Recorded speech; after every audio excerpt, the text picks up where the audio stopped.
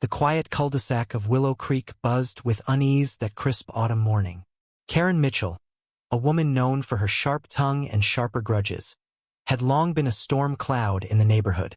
Her complaints about unkempt lawns and noisy kids were legendary, but no one suspected her simmering resentment would boil over into something darker. Across the street lived Tom Harper, a Marine veteran who traded battlefields for a modest home, his mailbox stuffed daily with letters from old comrades and VA benefits. That mailbox, weathered but proud, was his lifeline to a world he'd fought for. Karen, though, saw it differently. To her, Tom's quiet pride was arrogance, his disability checks an undeserved windfall. Fueled by envy and a twisted sense of entitlement, she began sneaking to his mailbox under dawn's cover, pilfering envelopes she believed held easy money. She didn't know the postal inspectors had been watching for weeks, tipped off by a neighbor who'd seen her shadow linger too long near Tom's curb. The confrontation came on a sunlit Tuesday, raw and unscripted.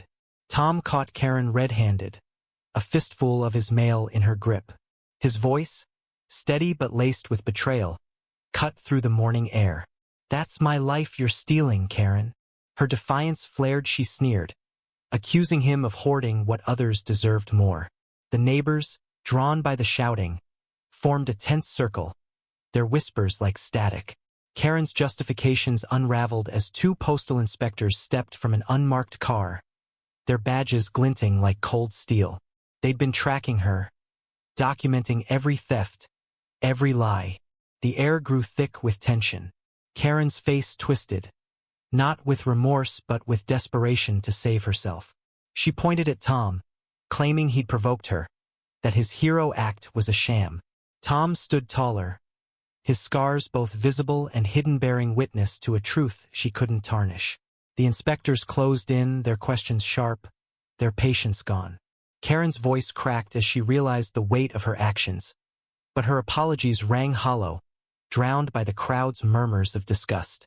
Handcuffs clicked, and Karen's defiance crumbled into panic. Tom watched, not with triumph but with a heavy heart.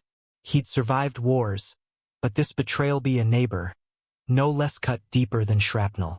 The inspectors led Karen away, her head bowed, her reputation in tatters.